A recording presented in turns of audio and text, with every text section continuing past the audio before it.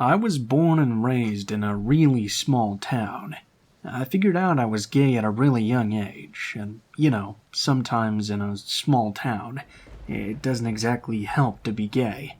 They're not always as progressive as the cities are, and this one was definitely not progressive. I was afraid to come out because I didn't know anyone else who was gay. When I was in high school, no one was out of the closet. I was so alone, and honestly believed that I was the only person who was even gay in our entire town. Well, my parents got me a cell phone, of course. I didn't have any restrictions as to what apps I could buy, and they didn't really monitor me either. So after not having any gay experiences or friends at all, I heard about this Grindr app. Reading about it, it didn't seem like it was a dating app. It seemed like it was a sex app and nothing else.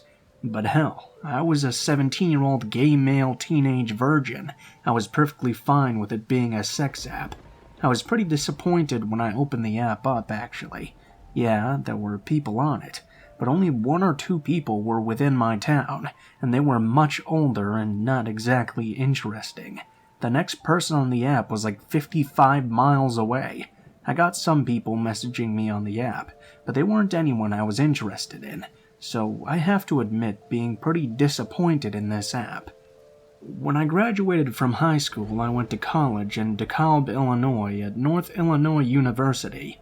It was really like walking into an alternative universe. There were so many people at the school on the day I moved in. I was required to live in the dorms the first year and have a roommate. However, my roommate decided not to go to school at the last minute, and I ended up having a double all to myself.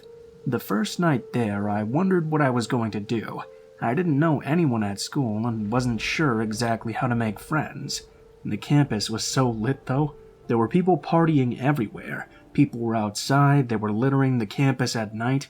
I had never seen a town, which the campus was, so alive at night. I found myself wanting to do something, but I didn't know exactly what. At this point, I remembered that Grindr app. Suddenly, I thought with all the parties going on, this night might be the best to finally lose my virginity. Hell, there had to be lots of gays here, and they had to be partying and ready to fool around already. So I opened up the app. I was immediately shocked by the amount of gay guys on the app. Hell, there was even a guy that was 10 feet away. That meant he was in the dorm right next to me. That was awesome. I mean, I wasn't interested, but it was a pretty neat thing to see. I went flipping through the cornucopia of guys in the app, and felt myself feeling as if this was definitely going to be the night. Then I got a message from a guy. I checked out his pic, and he was gorgeous. Hell, he was a gorgeous blonde twink. His hair dropped over one eye. He asked right away if I wanted to hook up. Nowadays that would be a turnoff. But that night it made me want it bad. He was much further away than most guys, though, and when I asked him where he was, I found out he was a townie. I almost balked, but I was really horny and really desperate, and he was extremely cute. So I got directions and decided to take a walk into the town. It took a long time for me to find his place. He didn't seem to mind too much, though. I kept on messaging him as I was walking through this dark town. It was so much quieter than the campus. Nothing was going on. He kept on sending me sexual messages, doing his best to get me worked up. It was working, too. I don't want to get graphic, but I had to carry my bag over the front of my jeans while I walked, let's say. Finally, I found his house. It was weird because all of the lights were off in the house, too. I looked at the app and it showed he was only about 25 feet away, so I had to guess he was in there. I asked him why he had all the lights out, and he told me he just wanted to do it in the dark. He told me he was in the foyer and he was going to take me and just do me right against the wall. Well, that did it. I wanted that, so I went up to the walkway to the door. I knocked. He messaged me and told me the door was unlocked. As I opened it, I was stuck between being really horny and excited, and a bit scared and apprehensive. This was starting to seem just a little too weird. I closed the door and he was not in the foyer. I walked into the house and he was there. The app showed he was offline. The hallway was extremely dark. As I slowly walked down it, when I was about halfway down the hall, I could see a figure standing in the middle of it. It was dark and I couldn't exactly make everything out. He was like a shadow. I figured he was getting ready to slam me against the wall. As I was walking down the hallway, someone grabbed me from behind and did slam me hard against the wall. I was shocked, but at first I thought this was part of the fantasy. Then the man down the hall started walking towards us. I hadn't agreed to a threesome. The guy behind me unzipped and unbuttoned my jeans, pushing them down. He told me to step out of them, and I did. I was standing there wearing a pair of blue Andrew Christian briefs. My heart was beating fast, but then I felt something cold against my skin. "Cut it off," the man walking down the hall said. My eyes grew wide as I realized what was downstairs was a knife, and I realized I had been tricked. "Hold still," the man holding me whispered in my ear. "If you don't, I'm gonna do this very slowly." I reacted. I didn't even mean to. I kicked backwards and missed, but somehow the miss was what helped me. My foot coming back knocked up against his ankle, and he fell over a bit. My phone and wallet were in my messenger bag on my arm, so I could just leave my designer jeans on the floor. He lost his pressure on me, and I was able to sprint towards the door. The second man came running towards me. I saw him in the hallway mirror. When I got to the front door, he actually grabbed a hold of me. He grabbed my underwear with one hand. I cringed. I felt the knife by my crotch again. I thought I was going to lose it and never lose my virginity. I struggled and hit and kicked and stomped in an effort to keep my genitals. In my struggles, my underwear ripped right off my body, freeing me from his grip. I was able to burst out the door, down the walkway, and onto the sidewalk. The guys came after me, but when I got to the sidewalk and booked it, I got away. I didn't even try to cover it as I ran. When I got back to campus, there were tons of people there, and my nudity was noticed very quickly. I tried covering up with my bag, but someone playfully took it from me. My shirt was quickly removed, leaving me totally nude. I was telling people that someone was trying to mutilate me, but no one seemed to want to listen. When I finally got back my bag, I took my totally nude body back to my dorm. Everyone was slapping my ass and a few people grabbing me as I ran by. For the first time in my life, I felt like a piece of meat. I reported this to the police. They went to the house, which turned out to be empty and for sale. They said these sorts of things had happened before, but I was the one that was closest to being attacked. Fortunately, I didn't, and I did get the experience of losing my virginity, but I was also teased for a full semester for being naked that night.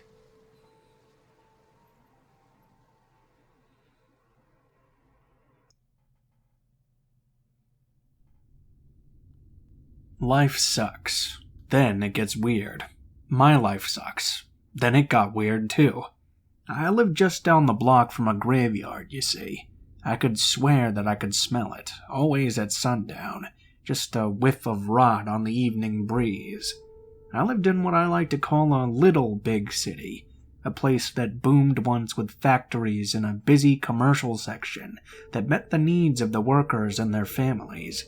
It was a good place to grow up. The factory owners had baseball fields, parks, even had a part in turning our little hospital into a medical complex. When I saw that monstrosity of steel, concrete, and glass being constructed, I knew I had to become an engineer. I studied hard at the school that the factories helped build. I learned to skate on the skate park that the factory owners constructed. I worked hard at it, and it wasn't too bad. My father worked at the factory. Like me, he worked hard. He started at an entry-level job out of high school, and by the time I was 10, he was running the plant, which built appliances and electronics, and was making a very good salary. Then, suddenly, everything sucked. Several of the factories had been illegally dumping toxic waste into the river that ran through the west side, and burying barrels of dangerous materials all over the city. That skate park they built, the baseball fields, everything was demolished to retrieve this toxic waste. They were fined, and then they left. The factories were shut down, and slowly, everything died. Now, I'm 25. I'm not an architect. I'm a cleanliness expert. It means I scrub the toilets. I see these ghosts every day. Sometimes I think I might be one. I don't have a car. I mostly get around on my skateboard. It's just cheaper that way. Every day I go past that graveyard and wonder if one day that's where I'll end up. I felt like it was calling me. As I rolled past the graveyard, I was suddenly shook from my melancholy by an alert from my pocket. I have a very nice phone, you see. It's basically what I spend my money on instead of a car. There was an alert from Grindr. I had forgotten I even had that app. I had pretty much tapped most of the available guys from there. This was a new guy. I stopped on the side of the road, picked up my board, and sat on a nearby tombstone. I patted the stone and told it, "Don't worry, I'll be joining you soon enough. My job is already killing me." I opened up the app and it told me he was only 1,000 feet away from me. I thought that was really cool. It must be a new guy that had just moved in. I hoped I could be the first to welcome him to town, but that would have to wait. I pocketed my phone and rolled on to work, as the last vestiges of the day were consumed by the night. While I was on break, I took a look at the guy's profile.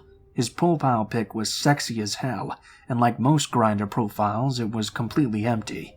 It showed him as offline, so I sent him a quick message with a friend request. I scrubbed toilets. I did a good job.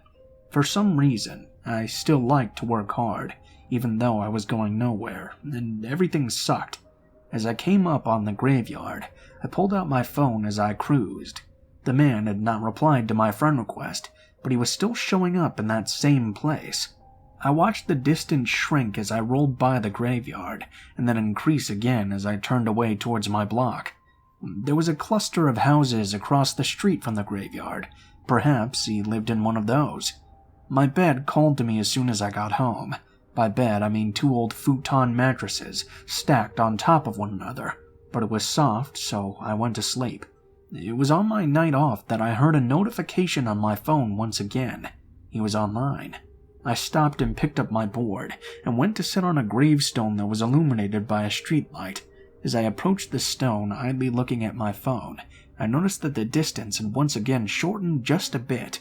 He hadn't accepted my friend request, so I didn't think there was much point in sending him another message. I took a few more steps towards the darkness of the deeper cemetery. My phone glowed in the beeping darkness. It was so strange. The distance kept shrinking as I continued. I used the glow of my phone to make sure I didn't trip over a stone. At about 80 feet in, I suddenly realized what I was doing. I was alone in a dark graveyard, following a phone to God knows what, hopefully alone. I turned and activated the flashlight on my phone. The powerful LED lit up the night, and I quickly scanned over the area. There didn't appear to be anyone nearby, but I realized there were quite a lot of places to hide. I was starting to get really scared now. I had felt drawn on the way in, but now I wanted to run so badly that I was paralyzed in place. My phone dinged with an alert once again. "Tommy boy has accepted your friend request." I lost it. I ran to a tall grave marker, turned off my phone's flashlight, and hid. There was a moment of silence. Then my phone dinged. It dinged again, and again. My terror reached levels I've never experienced. I looked at the screen of my phone. Message after message from him, nothing but a single period in each one. And then I saw the distance had shrunk to near zero. It was as if I was out of my body. It was as if my head turned against my will to look at the large granite marker. Thomas Boyle. His death 5 days ago. My heart stopped. I felt something touch me. Not physically, but somehow inside. Some dark, terrible feeling. My flight reflex finally kicked in and I ran. I tripped, ran into gravestones, but I made it to the street in record time and still in one piece. I didn't turn my phone on for a whole day after that. When I did drum up the courage to turn it on again, his profile was gone. The app said his account had been deleted. I don't feel right these days. I don't look into what happened, and I take a longer route to avoid the graveyard. I'm scared. I don't know if it was supernatural or what.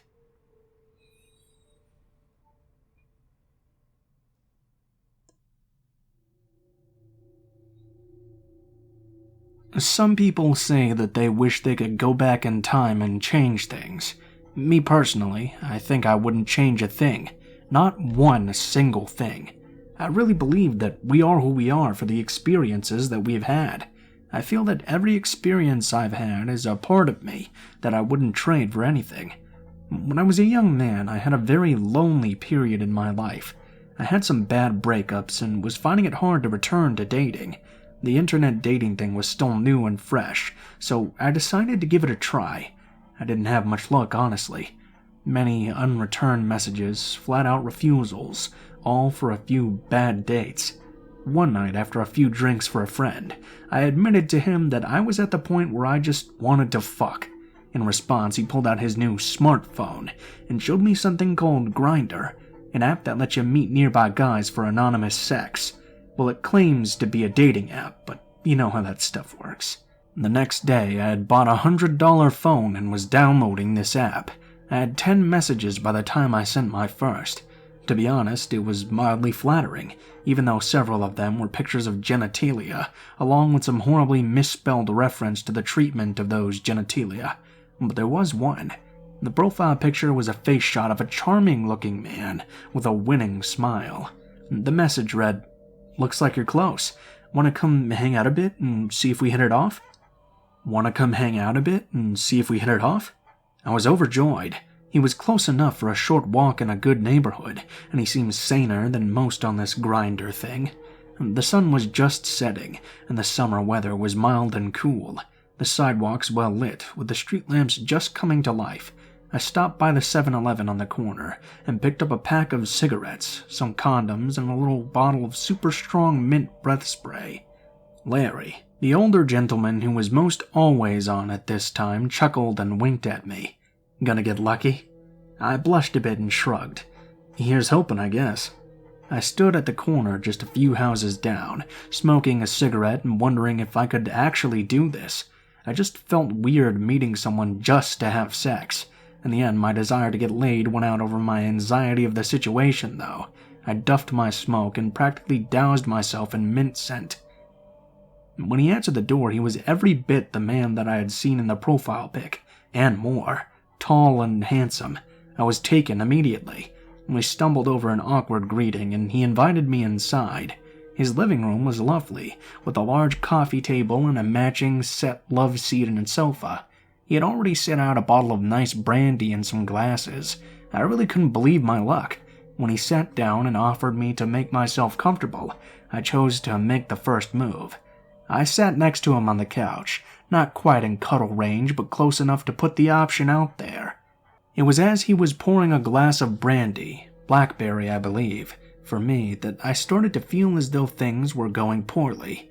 He seemed stilted and oddly uncomfortable. At first, I had put it down to nerves at meeting someone new, but now it was starting to unnerve me. In an awkward silence, I took a sip from my glass and saw the reason for this strange, unnerving behavior. I saw in the reflection of the bottle on the table a man standing just behind us, slowly creeping closer. Sometimes when things are happening too fast, it seems like your brain just kicks into high gear. It felt like I suddenly understood the situation, in a fluid motion as if automatic. 2 years of baseball on my elementary team might have helped. I stood and turned around, and swung my hand in an upper-handed throw, placing the large brandy glass right between the creeper's eyes, where it exploded into a shower of fragments. He screamed, honestly sounding more angry than hurt, and stumbled back a few steps. Without even thinking, I hurtled over the couch. Landing deftly on my feet with a good lead, I wound up and let fly a tremendous boot to the assailant's crotch that lifted him clear off his feet. He howled, this time in pain. There was a moment that I don't quite remember, as if my brain had to play catch-up with reality, but the next thing I remember, me and that gorgeous guy that I'd been so keen on were stomping that creeper like 2 gang members, jumping in a new recruit. Once we got a hold of ourselves, the cops were called, and we found out the creeper had been armed with a mean-looking handgun and had done this twice before. He had murdered his last victims in cold blood after robbing them. I was told that I had probably made the right decision in defending myself. Me and that gorgeous man I met are still together years later. Never discount any of your experiences. They may come to your rescue one day.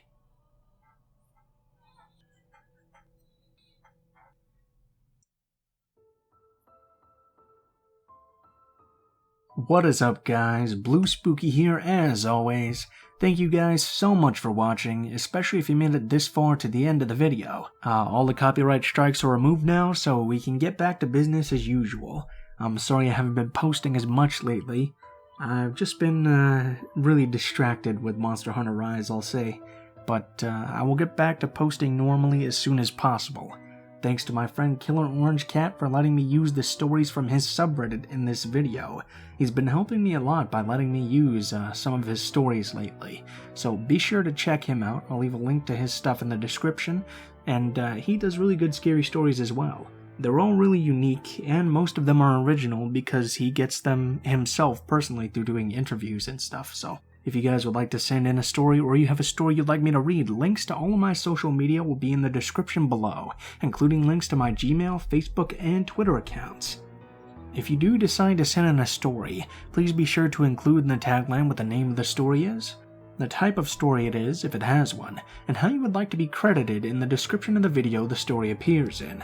If you're curious about the art used in this video, I have links to my artist friend in the description below. He makes really good stuff and he does commissions, so be sure to check him out if you like his stuff. And as always, links to the music used in the video will also be in the description in the order which it appears in. Thank you guys so much for watching, not too many updates this time, and I hope you guys have a great day.